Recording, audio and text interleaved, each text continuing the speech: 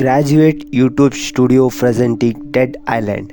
ನಾನು ಇವತ್ತು ಎಕ್ಸ್ಪ್ಲೇನ್ ಮಾಡೋಕ್ಕೆ ಹೊರಟಿರೋ ಮೂವಿಯ ಹೆಸರು ಡೆಡ್ ಐಲ್ಯಾಂಡ್. ಕಥೆಯಲ್ಲಿ ಮೊದಲಿಗೆ ನಮಗೆ ಪೆತ್ ಮತ್ತು ಹೇರಿಯನ್ನು ತೋರಿಸಲಾಗುತ್ತೆ. ಈ ಯಂಗ್ ಕಪಲ್ಗಳು ಬೋಟಿನ ಮುಖಾಂತರ 10 ದಿನದ ರಜೆಯನ್ನು ಕಳೆಯಬೇಕೆಂದು ಸಂಪೂರ್ಣದ ಐಸೋಲೇಟೆಡ್ ಐಲ್ಯಾಂಡಿಗೆ ಬಂದಿದ್ದಾರೆ. ಇದನ್ನು ಕೋರಲ್ ಐಲ್ಯಾಂಡ್ ಎಂದು ಕರೆಯಲಾಗುತ್ತೆ. ಇವರಿಬ್ಬರನ್ನು ಕರೆದುಕೊಂಡು ಬಂದ ವ್ಯಕ್ತಿ ಇವರಿಗೊಂದು ಸ್ಯಾಟಲೈಟ್ ಫೋನನ್ನು ಕೊಡ್ತಾನೆ. ನೀವೇನಾದರೂ 10 ದಿನದ ಒಳಗಡೆ ಬರಬೇಕು ಅನಿಸಿದರೆ ಈ ಟೆಲಿಫೋನ್ ಮುಖಾಂತರ ನನ್ನನ್ನು ಕಾಂಟ್ಯಾಕ್ಟ್ ಮಾಡಿ ಅಂತ ಇವರಿಬ್ಬರಿಗೂ ಹೇಳಿ ಅಲ್ಲಿಂದ ಹೊರಟು ಹೋಗ್ತಾನೆ. ಈ ವ್ಯಕ್ತಿ ಹೋದ ಬಳಿಕ ಇವರಿಬ್ಬರು ಎಂಜಾಯ್ ಮಾಡಲು ಸ್ಟಾರ್ಟ್ ಮಾಡ್ತಾರೆ. ಸ್ವಲ್ಪ ಸಮಯದ ನಂತರ ಇವರ ರೊಮ್ಯಾನ್ಸ್ ಕೂಡ ಸ್ಟಾರ್ಟ್ ಆಗುತ್ತೆ. ಹೆರಿ ನಿದ್ದೆಯಿಂದ ಎದ್ದ ಕೂಡಲೇ ಯಾರೋ ನಡೆದುಕೊಂಡು ಹೋದ ಹೆಜ್ಜೆ ಗುರುತನ್ನು ನೋಡ್ತಾನೆ. ಅವನು ತಕ್ಷಣ ಪೆತ್ತನ್ನು ಎದ್ದೇಳಿಸುತ್ತಾನೆ. ಇವರಿಬ್ಬರು ಗಾಬರಿ ಆಗ್ತಾರೆ. ಇವರಿಬ್ಬರು ಬಿಟ್ಟರೆ ಈ ಐಲ್ಯಾಂಡಲ್ಲಿ ಯಾರೂ ಇಲ್ಲ ಅನ್ನೋದು ಇವರಿಗೆ ಗೊತ್ತಿರುತ್ತೆ. ಇಬ್ಬರು ಆ ಹೆಜ್ಜೆ ಗುರುತನ್ನು ಫಾಲೋ ಮಾಡ್ತಾರೆ. ಫಾಲೋ ಮಾಡ್ತಾ ಕಾಡಿನೊಳಗಡೆ ಬಂದಾಗ ಹೆಜ್ಜೆ ಗುರುತು ಮಾಯವಾಗುತ್ತೆ. ಯಾರ ಹೆಜ್ಜೆ ಗುರುತು ಅನ್ನೋದು ಇವರಿಬ್ಬರಿಗೂ ಒಂದು ಕ್ಲೂ ಕೂಡ ಸಿಗೋದಿಲ್ಲ. ಈ ವಿಷಯವನ್ನು ಇಲ್ಲಿಗೆ ಬಿಟ್ಟು ಇಬ್ಬರು ಮತ್ತೊಮ್ಮೆ ಈ ಐಲ್ಯಾಂಡಲ್ಲಿ ತಮ್ಮ ಅಮೂಲ್ಯವಾದ ಸಮಯವನ್ನು ಕಳೆಯಲು ಸ್ಟಾರ್ಟ್ ಮಾಡ್ತಾರೆ. ರಾತ್ರಿ ವೇಳೆ ಕ್ಯಾಂಪ್ ಫೈರ್ ಮಾಡಲು ಬಯಸುತ್ತಾರೆ. ಅದಕ್ಕೋಸ್ಕರ ಹ್ಯಾರಿ ಕಾಡಿನೊಳಗಡೆ ಕಟ್ಟಿಗೆ ತರಲು ಹೋಗ್ತಾನೆ. ಅಲ್ಲಿ ಅವನಿಗೆ ಕೆಲವೊಂದು ಮೂಳೆಗಳು ಸಿಗುತ್ತೆ. ಅವನಿಗೆ ಅರ್ಥವಾಗೋದಿಲ್ಲ ಈ ಮೂಳೆಗಳು ಮನುಷ್ಯರದ್ದೋ ಅಥವಾ ಪ್ರಾಣಿಗಳದ್ದೋ ಅಂತ. ಹ್ಯಾರಿಗೆ ತನ್ನ ಬೆನ್ನ ಹಿಂದೆ ಯಾರೋ ಇದ್ದ ಹಾಗೆ ಭಾಸವಾಗುತ್ತೆ. ಹಿಂದೆ ತಿರುಗಿ ನೋಡಿದರೆ ಅಲ್ಲಿ ಯಾರೂ ಇರೋದಿಲ್ಲ. ಇದಾದ ನಂತರ ಕಟ್ಟಿಗೆಯನ್ನು ತೆಗೆದುಕೊಂಡು ಪೆತ್ನ ಬಳಿಗೆ ಬರುತ್ತಾನೆ. ಹ್ಯಾರಿ ಬರುವಾಗ ಕಾಡಿನಲ್ಲಿ ಸಿಕ್ಕಿದ್ದ ಮೂಳೆಗಳನ್ನು ಪೆತ್ಗೆ ತೋರಿಸುತ್ತಾನೆ. ನನಗೆ ಗೊತ್ತಿಲ್ಲ ಈ ಮೂಳೆಗಳು ಮನುಷ್ಯರದ್ದೋ ಅಥವಾ ಪ್ರಾಣಿಗಳದ್ದೋ ಅಂತ. ಇವರಿಬ್ಬರಿಗೆ ಇದಕ್ಕೆ ಉತ್ತರ ಸಿಗೋದಿಲ್ಲ. ಸಮಯ ಕಳೆದಂತೆ ರಾತ್ರಿ ಆಗುತ್ತೆ. ಇಬ್ಬರು ಕ್ಯಾಂಪ್ ಒಳಗಡೆ ಮಲಗಿರ್ತಾರೆ. ಅರ್ಧ ರಾತ್ರಿಯಲ್ಲಿ ಇವರಿಗೊಂದು ವಿಚಿತ್ರ ಶಬ್ದ ಕೇಳುತ್ತೆ. ಈ ಶಬ್ದ ಕಾಡಿನಿಂದ ಬಂದಿರುತ್ತೆ. ಹ್ಯಾರಿ ಹೊರಗಡೆ ಬಂದು ನೋಡಿದಾಗ ಹೊರಗಡೆ ಯಾರೂ ಇರೋದಿಲ್ಲ. ಇಬ್ಬರಿಗೂ ಅರ್ಥವಾಗುತ್ತೆ ಇದು ಕಾಡಿನಲ್ಲಿರುವ ಮರದ ಎಲೆಗಳಿಂದ ಬಂದ ಶಬ್ದವಾಗಿರಬಹುದು ಎಂದು. ಈ ವಿಷಯವನ್ನು ಇಲ್ಲಿಗೆ ಬಿಟ್ಟು ರಿಲ್ಯಾಕ್ಸ್ ಆಗಿ ಇಬ್ಬರು ನಿದ್ರೆ ಮಾಡಲು ಒಳಗಡೆ ಹೋಗ್ತಾರೆ. ಆದರೆ ಸ್ವಲ್ಪ ಸಮಯದ ಬಳಿಕ ಮತ್ತೊಮ್ಮೆ ಅದೇ ರೀತಿ ವಿಚಿತ್ರ ಶಬ್ದ ಕೇಳುತ್ತೆ. ಇಬ್ಬರು ಮೊದಲೇ ಅಂದುಕೊಂಡ ಹಾಗೆ ಅದೇ ಮರಗಳ ಎಲೆಗಳಿಂದ ಶಬ್ದವಾಗಿರಬಹುದು ಎಂದು ಅದನ್ನು ಅವಾಯ್ಡ್ ಮಾಡ್ತಾರೆ. ಕಥೆಯಲ್ಲಿ ಮುಂದೆ ಬೆಳಿಗ್ಗೆ ಆದ ನಂತರ ಹ್ಯಾರಿ ನೀರಿನಲ್ಲಿ ಸ್ನಾನ ಮಾಡುವುದನ್ನು ತೋರಿಸಲಾಗುತ್ತೆ. ಇಲ್ಲಿ ಪೆತ್ ಹ್ಯಾರಿಯನ್ನು ಜೋರಾಗಿ ಕರೆದು, ನೋಡು ನನ್ನ ಬಟ್ಟೆಯನ್ನು ಯಾರೋ ಮರದ ಮೇಲೆ ಹಾಕಿದ್ದಾರೆ. ಇದರ ಅರ್ಥ ನಮ್ಮನ್ನು ಬಿಟ್ಟು ಈ ಐಲ್ಯಾಂಡಲ್ಲಿ ಯಾರೋ ಇದ್ದಾರೆ ಅಂದು ಇಬ್ಬರು ಕಾಡಿನೊಳಗಡೆ ಹೋಗ್ತಾರೆ. ಯಾರೊಬ್ಬರು ಕೂಡ ಕಣ್ಣಿಗೆ ಬೀಳೋದಿಲ್ಲ. ಕೊನೆಗೂ ಕಾಡಿನಿಂದ ಹೊರಗಡೆ ಬಂದು ಮೀನನ್ನು ಹಿಡಿಯಲು ನೀರಲ್ಲಿ ಇಳಿತಾರೆ. ಇಲ್ಲಿ ಹ್ಯಾರಿಯ ಕಾಲಿನ ಅಡಿಯಲ್ಲಿ ಒಂದು ಸ್ಟಾರ್ ಪೀಸ್ ಇದ್ದಿರುತ್ತೆ. ಹ್ಯಾರಿಯ ಅದೃಷ್ಟ ಚೆನ್ನಾಗೇ ಇತ್ತು. ಒಂದು ವೇಳೆ ಅದನ್ನು ಟಚ್ ಮಾಡಿದರೆ ಅದು ತನ್ನ ಮುಳ್ಳನ್ನು ಬಿಡುತ್ತಿತ್ತು. ಇದರಿಂದ ಅರ್ಧ ಗಂಟೆಯಲ್ಲೇ ಹ್ಯಾರಿಯ ಪ್ರಾಣ ಹೊರಟು ಹೋಗುತ್ತಿತ್ತು. ಇದೇ ಸಮಯದಲ್ಲಿ ಒಂದು ಹುಡುಗಿ ಅಳುತ್ತಿರುವ ಶಬ್ದ ಕಾಡಿನಿಂದ ಕೇಳಿಬರುತ್ತೆ. ಇಬ್ಬರು ಕಾಡಿನೊಳಗಡೆ ಬರ್ತಾರೆ. ಸ್ವಲ್ಪ ದೂರ ಬಂದಾಗ ಮರದ ಕಟ್ಟಿಗೆಯಿಂದ ರೆಡಿ ಮಾಡಿದ ಒಂದು ಕ್ಯಾಬಿನ್ ಕಾಣುತ್ತೆ. ಅದು ಲಾಕ್ ಆಗಿರುತ್ತೆ. ಹ್ಯಾರಿ ಅದನ್ನು ಓಪನ್ ಮಾಡಿ ಒಳಗಡೆ ಹೋಗ್ತಾನೆ. ಪೆತ್ ಕೂಡ ಅವನ ಜೊತೆಗೆ ಒಳಗಡೆ ಹೋಗ್ತಾಳೆ. ಆದರೆ ಇಲ್ಲಿ ಪೆತ್ ಜಾಸ್ತಿ ಹೊತ್ತು ಅಲ್ಲಿ ಇರದೆ ಹೊರಗಡೆ ಬಂದು ಬಿಡ್ತಾಳೆ. ಹ್ಯಾರಿ ಇನ್ನೂ ಒಳಗಡೆ ಹೋಗ್ತಾನೆ. ಇಲ್ಲಿ ಹ್ಯಾರಿ ಒಳಗಡೆ ಹೋಗಿ ನೋಡಿದಾಗ ಒಂದು ಬೆಡ್ ಇರುತ್ತೆ. ಗೋಡೆಯ ಮೇಲೆ ವಿಚಿತ್ರವಾದ ಚಿತ್ರಗಳನ್ನು ಬಿಡಿಸಿರುತ್ತಾರೆ. ಈ ಚಿತ್ರದಲ್ಲಿ ಒಂದು ಹುಡುಗಿ ಬರ್ಚಿಯಿಂದ ಒಬ್ಬ ವ್ಯಕ್ತಿಯನ್ನು ಕೊಲ್ಲುವುದನ್ನು ತೋರಿಸಲಾಗುತ್ತೆ. ಅಷ್ಟರಲ್ಲೇ ಹೊರಗಡೆಯಿಂದ ಪೆತ್ ಕಿರುಚಿದ ಶಬ್ದ ಕೇಳುತ್ತೆ. ಹ್ಯಾರಿ ಹೊರಗಡೆ ಬಂದು ಕೋರೆಲ್ ಎಂಬ ಹುಡುಗಿಯ ಸಮಾಧಿಯನ್ನು ನೋಡುತ್ತಾನೆ. ಇವರಿಬ್ಬರಿಗೂ ಅರ್ಥವಾಗೋದಿಲ್ಲ ಈ ಹುಡುಗಿ ಇಲ್ಲಿಗೆ ಹೇಗೆ ಬಂದಳು, ಯಾರು ಇವಳನ್ನು ಇಲ್ಲಿ ಸಮಾಧಿ ಮಾಡಿದ್ದಾರೆ. ಚಿತ್ರ ಮುಂದುವರೆದಾಗ ಪೆತ್ ಮತ್ತು ಹ್ಯಾರಿ ಮರಳಿ ಕ್ಯಾಂಪಿಗೆ ಬರುತ್ತಾರೆ. ಇಲ್ಲಿ ಪೆತ್ ಇವರಿಬ್ಬರು ಐಲ್ಯಾಂಡಲ್ಲಿ ಎಂಜಾಯ್ ಮಾಡಿರುವುದನ್ನು ತನ್ನ ಜೊತೆಗೆ ತಂದ ಕ್ಯಾಮರಾದಲ್ಲಿ ರೆಕಾರ್ಡ್ ಮಾಡಿರೋದನ್ನು ನೋಡಿ ಅವಳಿಗೆ ತುಂಬಾ ಖುಷಿಯಾಗುತ್ತೆ. ವಿಡಿಯೋ ನೋಡ್ತಾ ಇರುವಾಗ ಇಬ್ಬರು ನೈಟಲ್ಲಿ ಇಂಟಿಮೇಟ್ ಆಗಿರೋದನ್ನು ಯಾರೋ ಇವರ ಕ್ಯಾಮರಾ ತೆಗೆದು ಶೂಟ್ ಮಾಡಿರುತ್ತಾರೆ. ಇದನ್ನು ನೋಡಿ ಪೆತ್ ತುಂಬಾ ಭಯಭೀತಳಾಗುತ್ತಾಳೆ. ಪೆತ್ ಹ್ಯಾರಿಯ ಹತ್ತಿರ ನನಗೇನು ಸರಿ ಅನಿಸ್ತಾ ಇಲ್ಲ, ಇಲ್ಲಿ ಏನೋ ಒಂದು ಸಮಸ್ಯೆ ಇದೆ, ನಾವು ಇಲ್ಲಿಂದ ತಕ್ಷಣ ಈ ಜಾಗ ಬಿಟ್ಟು ಹೊರಡಬೇಕು. ಹ್ಯಾರಿ ಸಮಾಧಾನ ಮಾಡುತ್ತಾ, ಯಾರೋ ಚಿಕ್ಕ ಹುಡುಗರು ಅಪರಿಚಿತರು ತಮ್ಮ ಕ್ಯಾಮರಾವನ್ನು ತೆಗೆದು ಈ ಥರ ಮಾಡಿರ್ತಾರೆ ನಮ್ಮನ್ನು ಪ್ರ್ಯಾಂಕ್ ಮಾಡೋಕ್ಕೆ. ಈ ಐಲ್ಯಾಂಡಲ್ಲಿ ನಮ್ಮನ್ನು ಬಿಟ್ಟು ಮತ್ತೆ ಯಾರೂ ಇಲ್ಲ. ಇದರ ಬಗ್ಗೆ ನೀನು ಜಾಸ್ತಿ ತಲೆ ಕೆಡಿಸ್ಕೊಳ್ಬೇಡ. ನಾವು ಇಲ್ಲಿ ಎಂಜಾಯ್ ಮಾಡಬೇಕಂತ ಬಂದಿದ್ದೀವಿ. ಹ್ಯಾರಿ ಅವಳ ಮೂಡ್ ಸರಿ ಮಾಡಲು ಅವಳ ಮುಖದ ಮೇಲೆ ಆದಿವಾಸಿ ಥರ ಕಾಣೋ ಹಾಗೆ ಮಸಿಯನ್ನು ಬಡಿತಾನೆ. ಮತ್ತೊಮ್ಮೆ ಇಬ್ಬರು ಕಾಡಿನೊಳಗಡೆ ಎಂಜಾಯ್ ಮಾಡುತ್ತಾ ಒಬ್ಬರೊಬ್ಬರನ್ನು ಅಟ್ಟಾಡಿಸಿಕೊಂಡು ಒಂದು ಸ್ಥಳಕ್ಕೆ ಬಂದು ನಿಲ್ಲುತ್ತಾರೆ. ಜಾಗದಲ್ಲಿ ಮೊದಲೇ ನೋಡಿದ ಹಾಗೆ ಒಂದು ಕ್ಯಾಬಿನ್ ಹಾಗೂ ಪಕ್ಕದಲ್ಲಿ ಒಂದು ಸಮಾಧಿಯನ್ನು ನೋಡ್ತಾರೆ. ಈ ಸಮಾಧಿಯ ಮೇಲೂ ಕೂಡ ಕೋರೆಲ್ ಎಂದು ಹೆಸರು ಬರೆದಿರುತ್ತೆ. ನಾವು ಗಮನಿಸಬೇಕಾದ ವಿಷಯ ಏನಂದರೆ, ಒಂದು ದಿನದ ಮುಂಚೆ ಈ ಸಮಾಧಿ ಮತ್ತು ಕ್ಯಾಬಿನ್ ಅರಣ್ಯದ ಇನ್ನೊಂದು ಕಡೆ ಇತ್ತು. ಇಂದು ಈ ಜಾಗದಲ್ಲಿ ಇದೆ. ಇದನ್ನೆಲ್ಲ ನೋಡಿ ಇವರಿಬ್ಬರಿಗೂ ಏನೂ ಅರ್ಥವಾಗೋದಿಲ್ಲ. ಅಷ್ಟರಲ್ಲೇ ಹೊರಗಡೆ ಸಮುದ್ರದಿಂದ ಒಂದು ಶಬ್ದ ಬರುತ್ತೆ. ಅಲ್ಲಿ ಹೋಗಿ ನೋಡಿದಾಗ ಒಂದು ಬೋಟಿನ ಮೇಲೆ ಇಬ್ಬರು ಗನ್ ಚಲಾಯಿಸಿ ಮೀನನ್ನು ಹಿಡಿಯುತ್ತಾ ಇರ್ತಾರೆ. ಕೊನೆಗೂ ಹೆರಿಗೂ ಮತ್ತು ಪೆತ್ಗೆ ತಿಳಿಯುತ್ತೆ, ನಮ್ಮನ್ನು ಬಿಟ್ಟು ಈ ಐಲ್ಯಾಂಡಲ್ಲಿ ಯಾರೋ ಇದ್ದಾರೆ, ಅವರು ನಮ್ಮ ಜೊತೆ ಪ್ರ್ಯಾಂಕ್ ಮಾಡ್ತಾ ಇದ್ದಾರೆ. ಚಿತ್ರ ಮುಂದುವರೆದಾಗ ರಾತ್ರಿಯ ವೇಳೆ ಇಬ್ಬರು ಕ್ಯಾಂಪಿನ ಒಳಗಡೆ ಮಲಗಿರುತ್ತಾರೆ. ಈಗ ಮತ್ತೆ ಕಾಡಿನಿಂದ ಯಾರೋ ಅಳುತ್ತಿರುವ ಶಬ್ದ ಬರುತ್ತೆ. ಹ್ಯಾರಿ ಒಬ್ಬನೇ ಹೋಗಬೇಕು ಅಂದ್ಕೊಳ್ತಾನೆ, ಆದರೆ ಪೆತ್ ಕೂಡ ಅವನ ಜೊತೆಗೆ ಹೋಗ್ತಾಳೆ. ಇಬ್ಬರು ಆ ಅಳುತ್ತಿರುವ ವಾಯ್ಸನ್ನು ಫಾಲೋ ಮಾಡುತ್ತಾ ಪುನಃ ಕ್ಯಾಬಿನ್ ಹಾಗೂ ಸಮಾಧಿಯ ಮುಂದೆ ಬಂದು ನಿಲ್ಲುತ್ತಾರೆ. ಕ್ಯಾಬಿನ್ ಒಳಗಡೆ ಹೋಗಿ ನೋಡಿದರೆ ಅದರೊಳಗಡೆ ಯಾರೂ ಇರೋದಿಲ್ಲ. ಆದರೆ ಈ ಬಾರಿ ಹ್ಯಾರಿಗೆ ಒಂದು ಪುಸ್ತಕ ಕಾಣುತ್ತೆ. ಆ ಪುಸ್ತಕ ತೆಗೆದಿರುತ್ತೆ.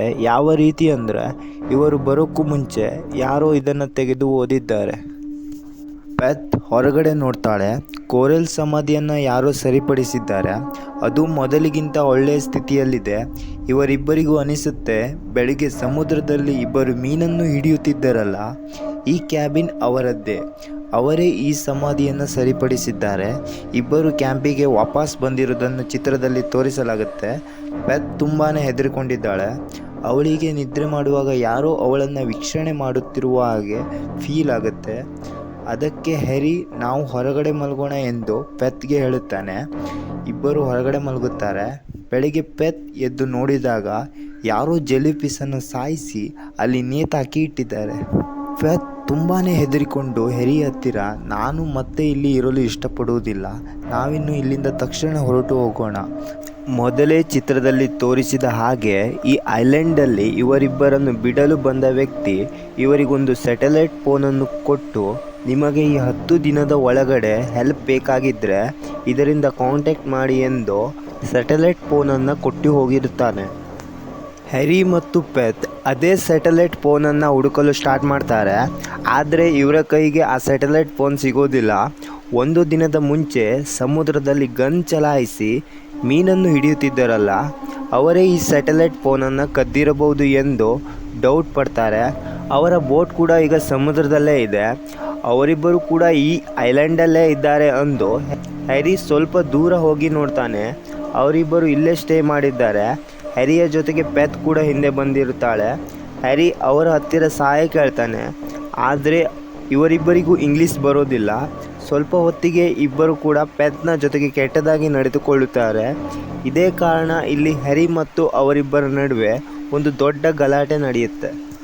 ಕೊನೆಗೂ ಹ್ಯಾರಿ ಪೆತ್ತನ್ನು ಅವರಿಂದ ತಪ್ಪಿಸಿಕೊಂಡು ಅಲ್ಲಿಂದ ಅವಳನ್ನು ಕರೆದುಕೊಂಡು ಹೋಗ್ತಾನೆ. ಇವರಿಬ್ಬರಿಗೂ ಅನಿಸುತ್ತೆ ಸ್ಯಾಟಲೈಟ್ ಫೋನನ್ನು ಇವರೇ ಕದ್ದಿರಬಹುದು ಎಂದು. ಅವರಿಬ್ಬರು ಮೀನು ಹಿಡಿಯಲು ಹೋದಾಗ ಅವರ ಬ್ಯಾಗನ್ನು ಚೆಕ್ ಮಾಡ್ತಾರೆ. ಆದರೆ ಸ್ಯಾಟಲೈಟ್ ಫೋನ್ ಸಿಗೋದಿಲ್ಲ. ಇದಾದ ನಂತರ ಹ್ಯಾರಿ ಪೆತ್ನ ಬಳಿ, ನಾನು ಅವರಿಬ್ಬರ ಬೋಟಿನ ಮೇಲೆ ಹೋಗ್ತೀನಿ, ಅಲ್ಲಿ ರೇಡಿಯೋ ಸಹಾಯದಿಂದ ಹೆಲ್ಪ್ ಕೇಳಬಹುದು. ಹ್ಯಾರಿ ಅವರಿದ್ದ ಬೋಟ್ ಮೇಲೆ ಹೋಗ್ತಾನೆ. ಹ್ಯಾರಿ ಹಣೆ ಬರ ಹೇಗೆ ಅಂದರೆ, ರೇಡಿಯೋ ಕೂಡ ಕೆಲಸ ಮಾಡ್ತಾ ಇರೋದಿಲ್ಲ. ಅಷ್ಟರೊಳಗೆ ಅವರಿಬ್ಬರಲ್ಲಿ ಒಬ್ಬ ಹ್ಯಾರಿಯ ಹಿಂದೆ ಬಂದು ಅವನ ತಲೆಗೆ ಮೂರ್ಛೆ ತಪ್ಪುವ ಹಾಗೆ ಹೊಡೆಯುತ್ತಾನೆ. ಇದೇ ಅಡ್ವಾಂಟೇಜ್ ತೆಗೆದುಕೊಂಡು ಇಬ್ಬರು ಪೆತ್ತನ್ನು ಬಂದಿಯಾಗಿ ಮಾಡಿಕೊಳ್ತಾರೆ. ರಾತ್ರಿ ಆಗಿದೆ. ಹ್ಯಾರಿ ಮೂರ್ಛೆಯಿಂದ ಎದ್ದ ತಕ್ಷಣ ಅವನ ಮುಂದೆ ಪೆತ್ತನ್ನು ಒಂದು ಮರಕ್ಕೆ ಕಟ್ಟಿ ಹಾಕಿದ್ದಾರೆ. ಅವನನ್ನು ಕೂಡ ಬಂಧಿಸಿದ್ದಾರೆ. ಹ್ಯಾರಿ ಏನೂ ಮಾಡದ ಪರಿಸ್ಥಿತಿಯಲ್ಲಿದ್ದಾನೆ. ಈಗ ಇವರಿಬ್ಬರು ಪೆತ್ನ ಜೊತೆಗೆ ಕೆಟ್ಟದಾಗಿ ನಡೆದುಕೊಳ್ಳಲು ಸ್ಟಾರ್ಟ್ ಮಾಡ್ತಾರೆ. ಇದೇ ಸಮಯದಲ್ಲಿ ಕಾಡಿನಿಂದ ವಿಚಿತ್ರ ಶಬ್ದ ಕೇಳಿ ಬರುತ್ತೆ. ಅವರಿಬ್ಬರಿಗೂ ಅನಿಸುತ್ತೆ, ಕಾಡಿಂದ ನಮ್ಮನ್ನು ಯಾರೋ ನೋಡ್ತಾ ಇದ್ದಾರೆ ಅಂದು ಕಾಡಿನ ಒಳಗಡೆ ಹೋಗ್ತಾರೆ. ಸರಿಯಾದ ಸಮಯಕ್ಕೆ ಹ್ಯಾರಿ ತನ್ನ ಕೈಯನ್ನು ಬಿಡಿಸಿಕೊಂಡು ಅವಳ ಕೈಗೆ ಕಟ್ಟಿದ್ದ ಹಗ್ಗವನ್ನು ಬಿಡಿಸುತ್ತಾನೆ. ಇವರಿಬ್ಬರು ಅಲ್ಲಿಂದ ತಪ್ಪಿಸಿಕೊಂಡು ಹೋಗುತ್ತಿರುವಾಗ ಗನ್ ಶೂಟ್ ಮಾಡಿದ ಶಬ್ದ ಕೇಳುತ್ತೆ. ಅವರಿಬ್ಬರಲ್ಲಿ ಒಬ್ಬನಿಗೆ ಶೂಟ್ ಮಾಡಿದರಿಂದ ಪೆಟ್ಟಾಗಿದೆ. ಇನ್ನೊಬ್ಬ ಆ ಪೆಟ್ಟಾಗಿದ್ದ ವ್ಯಕ್ತಿಯನ್ನು ಬೋಟ್ನ ಮೇಲೆ ಕುಳಿಸಿಕೊಂಡು ಈ ಐಲ್ಯಾಂಡ್ ಬಿಟ್ಟು ಓಡಿ ಹೋಗ್ತಾರೆ. ಆದರೆ ಇಲ್ಲಿ ಯಾರ ಮೇಲೆ ಗೋಲಿ ಚಲಾಯಿಸಿದರು, ಇಲ್ಲಿಂದ ಯಾಕೆ ಓಡಿ ಹೋದರು ಅನ್ನೋದು ಹ್ಯಾರಿ ಮತ್ತು ಪೆತ್ಗೆ ಒಂದು ಪ್ರಶ್ನೆಯಾಗಿ ಉಳಿಯುತ್ತೆ. ಅದರ ಜೊತೆ ಖುಷಿ ಕೂಡ ಆಗುತ್ತೆ. ಏಕೆ ಅಂದರೆ ಇಲ್ಲಿವರೆಗೂ ಇಲ್ಲಿ ಏನೆಲ್ಲ ನಡೆದಿತ್ತೋ ಅದೆಲ್ಲ ಇವರಿಂದನೇ ಆಗಿತ್ತು. ಕೊನೆಗೂ ಅವರಿಬ್ಬರು ಇಲ್ಲಿಂದ ಹೊರಟು ಹೋಗಿದ್ದಾರೆ ಎಂದು ಆರಾಮವಾಗಿ ನಿಶ್ಚಿಂತೆಯಿಂದ ನಿದ್ರೆ ಮಾಡುತ್ತಾರೆ.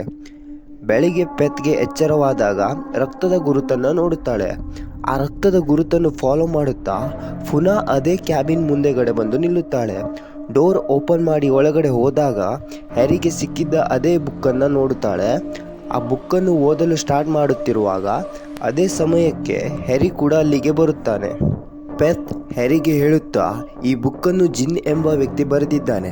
ಈ ಬುಕ್ಕಲ್ಲಿರುವ ನಿಜವಾದ ಸಂಗತಿ ಏನೆಂದರೆ, ಒಂದು ಬಾರಿ ಈ ಐಲ್ಯಾಂಡಿಗೆ ಕೋರೆಲ್ ಎಂಬ ಹುಡುಗಿ ಬಂದಿರುತ್ತಾಳೆ. ಅವಳಿಗೊಂದು ಹಾವು ಕಚ್ಚಿರುತ್ತೆ. ಇದರಿಂದ ಅವಳ ಪರಿಸ್ಥಿತಿ ತುಂಬ ಕೆಟ್ಟದಾಗಿದ್ದರಿಂದ ಅವಳು ಈ ಐಲ್ಯಾಂಡಲ್ಲಿ ತುಂಬ ಜನರ ಹತ್ತಿರ ಹೆಲ್ಪ್ ಕೇಳ್ತಾಳೆ. ಇಲ್ಲಿ ಅವಳಿಗೆ ಯಾರು ಕೂಡ ಸಹಾಯ ಮಾಡೋದಿಲ್ಲ. ಅದರ ಬದಲಿಗೆ ಕೆಲವೊಂದು ವ್ಯಕ್ತಿಗಳು ಅವಳ ಜೊತೆಗೆ ತುಂಬಾ ಕೆಟ್ಟದಾಗಿ ನಡೆದುಕೊಳ್ಳುತ್ತಾರೆ. ಇದರಿಂದ ಅವಳು ನರಳಿ ಪ್ರಾಣವನ್ನು ಬಿಡುತ್ತಾಳೆ. ಇದೇ ಕಾರಣಕ್ಕೆ ಅವಳ ಆತ್ಮ ಈ ಐಲ್ಯಾಂಡಲ್ಲಿ ಸುತ್ತುತ್ತಾ ಇರುತ್ತೆ.